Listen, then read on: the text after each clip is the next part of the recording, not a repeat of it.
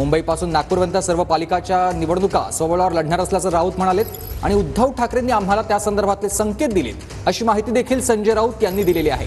ठाकरे गटाकडून खासदार संजय राऊतांची ही सर्वात मोठी घोषणा आपण बघतोय। महानगरपालिकाच्या निवडणुका, स्थानिक स्वराज्य संस्थांच्या निवडणुकांसंदर्भातली ही महत्त्वाची बातमी।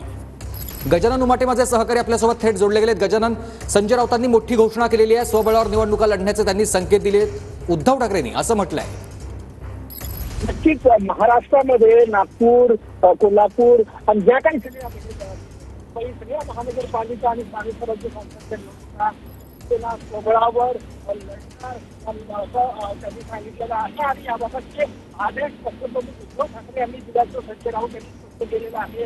त्याचा साधा आणि सरळ अर्थ असा निघतो की आगामी स्थानिक स्वराज्य संस्थांच्या निवडणुकीमध्ये महाविकास आघाडी एकत्र निवडणुका लढणार नाही। गेल्या 2-3 दिवस झाले महाविकास आघाडीची सरकार गट असं उद्धव ठाकरे गट असून काँग्रेस यांच्यामध्ये वादाची स्थिती आहे। नक्कीच जर आपण बघतोय मुंबई महानगरपालिकेपासून ते अगदी नागपूरपर्यंत प्रत्येक निवडणूक, महानगरपालिका निवडणूक असो वा स्थानिक स्वराज्य संस्थांच्या निवडणुका असो, प्रत्येक निवडणूक स्वबळावर लढण्याचे आदेश दिलेले आहेत, संकेत दिलेले आहेत असं राऊत म्हणतात। उद्धव ठाकरेंनी सर्व स्थानिक स्वराज्य संस्थांच्या निवडणुका उद्धव ठाकरेंनी आम्हाला स्वबळावर लढण्याचे संकेत दिले असं संजय राऊत यांनी म्हटलेलं आहे। ठाकरे गटाकडून खासदार संजय राऊतांची ही मोठी घोषणा। नेमकं संजय राऊत काय म्हणालेत पुन्हा एकदा आपण पाहूया। मुंबईसह नागपूरपर्यंत मी सांगेन आम्ही स्वबळावर लढू, काय होईल ते होईल, एकदा आम्हाला आजमावायचंच आहे।